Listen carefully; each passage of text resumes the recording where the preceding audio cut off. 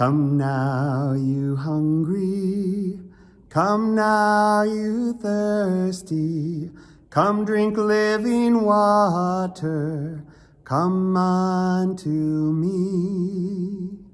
It's Temple Tuesday. I'm Joey, and I'm here at the Community of Christ Temple in Independence, Missouri. Today we've come to the last station of the Worshipper's Path, just before we turn to go up into the temple sanctuary. Now, if we were here when the temple was open, unfortunately for the pandemic, it's closed, we would see this fountain called the Fountain of Living Water. And it would be filled with water that would be running, flowing smoothly and quietly. In fact, sometimes it's so quiet and unnoticeable, you have to walk all the way up to this fountain to realize that it is a fountain.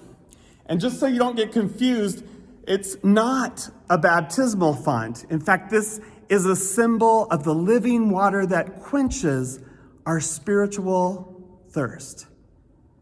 Come now, you weary, come bring your burdens, come drink living water, come unto me. We humans have this insatiable desire within us to feel whole and complete. And that well within us runs deep, wanting to be filled with peace. And when we have found that, when it is filled, then we have this oneness with ourselves, with body, mind, and spirit. And we have oneness with each other, experiencing mutually transformative relationships.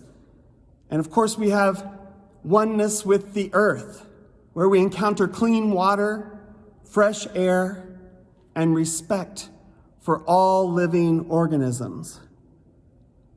But when there's not this balance, when there's not the harmony that we are seeking, then we find ourselves with these empty holes.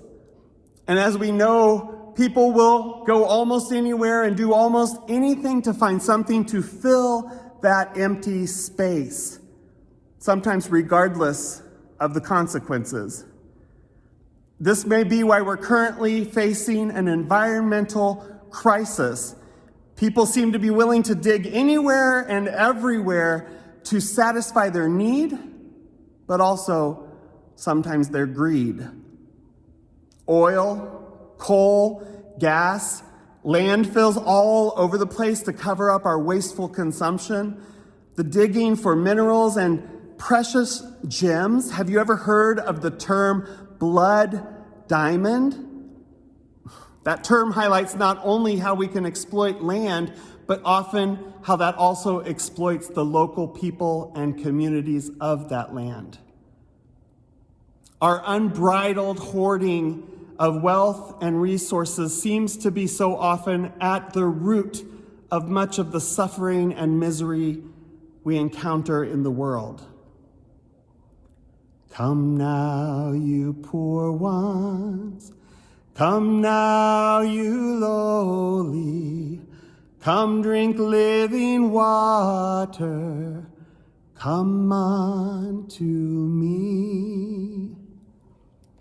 This station is to testify that Jesus can satisfy, that Jesus can fill the deep, dry wells of our souls, that Jesus' way offers a way towards wholeness through compassion and care, acts of justice and peace.